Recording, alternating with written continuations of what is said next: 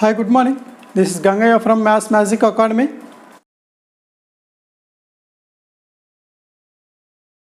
In section 1, the first question, the number of subsets of an empty set is. So first of all, we know that how to find number of subsets. So leave it of empty set. First we have to check it out, number of subsets. Suppose, first question answer I am explaining. So this first question is in section 1. The section 1 questions are already, we discussed that it is a one word or a phrasal type questions.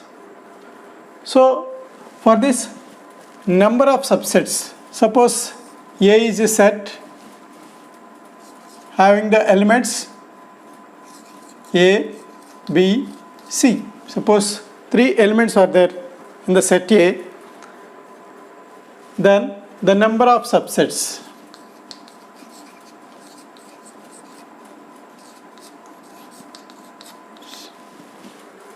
equals to 2 power number of elements in that set. 2 power number of elements in the set. Number of elements in a set is nothing but a cardinal number. Number of elements in a set is nothing but cardinal number. So that is n of A. Cardinal number is defined n of A. So 2 power n of A. So n of A is what? Number of elements in a set. How many elements is there? A, B, C. 3 elements are there. So we can write 2 power 3. So 2 power 3 is 8. So if you know the number of elements in a set, then definitely we can write number of subsets of that particular set. Now here what they given? The number of subsets of an empty set. So empty set, how many elements are there in empty set? What is an empty set? The set which doesn't contain any element is nothing but empty set. That means there is no element at all in the empty set. That number of elements in empty set is 0. So we can apply that number of subsets in a empty set. It is also like 2 power n of 5. Is it or not? What is 5? 5 is the symbol for empty set. That means number of elements in 5 set. That is 0. So we can write 2 power 0. What is the value of 2 power 0? So 2 power 0 value is 1. So that we can say that number of subsets of an empty set is 1. So the answer is, students, it is only a guest paper released by AP government. So you don't think the same question may be coming in the examination. Okay, for that purpose only I am explaining in different way. For one question I am explaining in different way. First what I explained, number of subsets of any set. Now here number of subsets in an empty set, what they given. There may be, they can ask the question in a different way, that is number of subsets in an infinite set.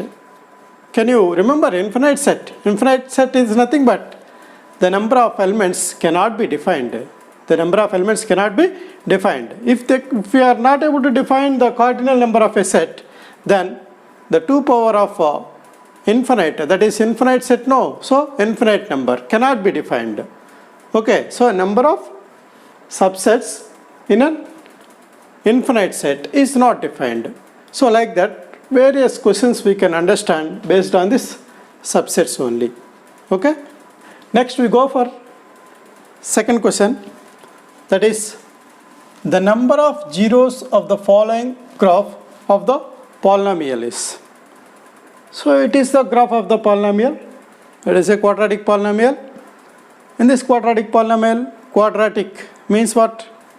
It is having 2 zeros. 2 zeros. But here the figure is given. In this figure, how many number of zeros is there? So we will see the second question. And the graph is like this. x-axis, y-axis is given, and the graph is looking like this.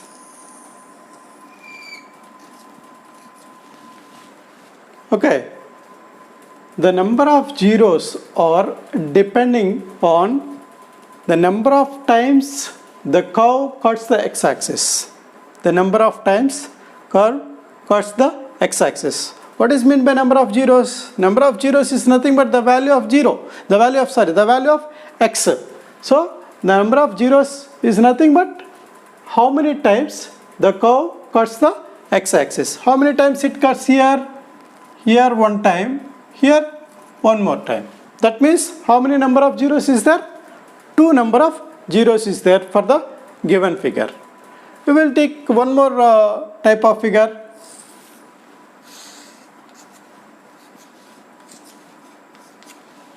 Like this.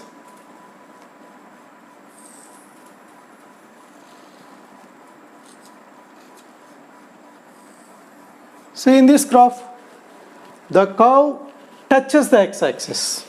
It is x-axis and it is the y-axis. The curve touches the x-axis. That means it is having only one root. That is also equal root. And one more diagram.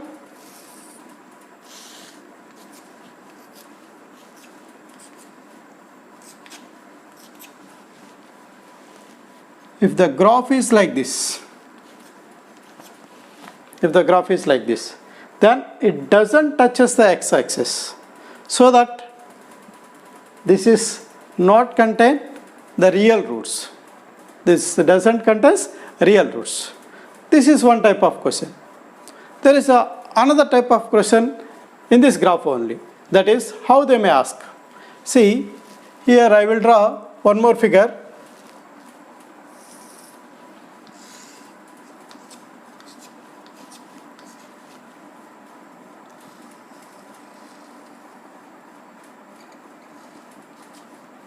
You can see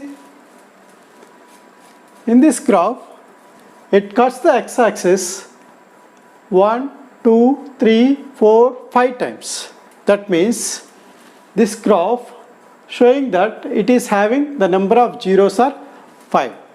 That means whatever the graph they given, how many times the graph cuts the x-axis is based on the number of zeros for a curve.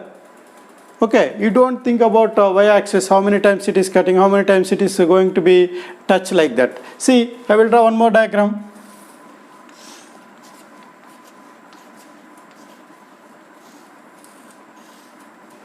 So here the graph is there. How many times it touches the x-axis? Only here only one time only one time. This one and this one, it cuts the y-axis. You don't consider. Here it cuts the x-axis only one time. So it is having only 1 0. Okay, like that we can find the number of zeros of the following graph of the polynomial. So graph of the polynomial is given. Then you can find the number of zeros by selecting the graph, and you have to observe that graph. How many times it cuts the x-axis. Based on that we can say the number of zeros of the particular graph. Next we will go for the third question.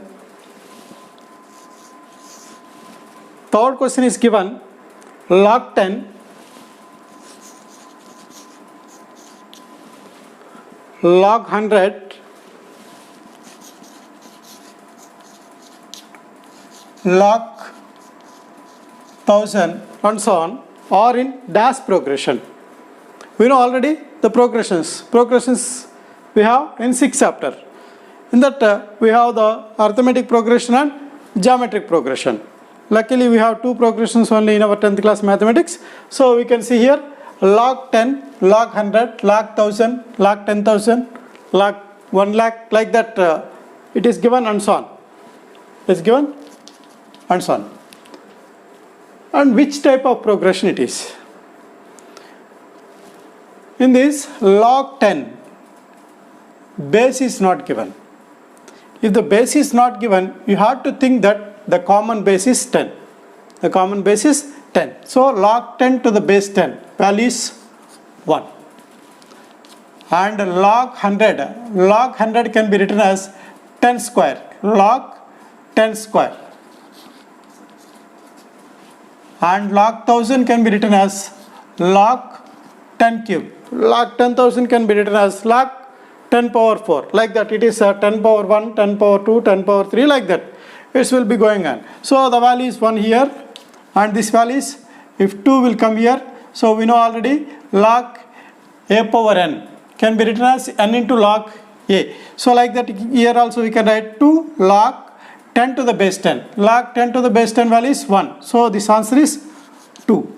And it is also 3. So the numbers are in order 1, 2, 3. So now what type of progression it is?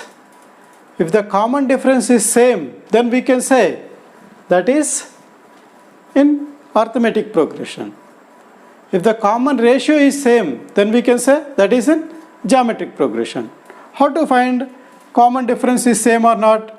Suppose it is A1, A2, A3, then A2 minus A1 equals to A3 minus A2. So suppose I am assuming it is A1, it is A2, it is A3 and so on. A4, A5, like that is there. If A2 equals to A2 minus A1 equals to A3 minus A2, then we can say this is in AP. So shall I check it out? So 2 minus 1 equals to A3 value is 3, A2 value is 2. So 2 minus 1, 1, 3 minus 2 is also 1. Here the common difference is same in each and every term.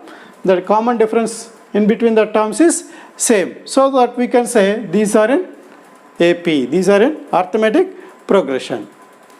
Suppose if you want to check it out, those are in GP or not, what we have to do? The common ratio is nothing but division, that is A2 by A1, A2 by A1 is equals to A3 by A2. We have to check it out. So A2, what is there A2? 2. A1, 1. That is equals to A3, 3 and A2, 2. Is it 2 by 1 is equals to 3 by 2? No, it is not equal. That means these are in not GP. So log 10, log 100, log 1000 are in arithmetic progression. Like that, we can give one word answer only for your understanding purpose. I am explaining each and everything.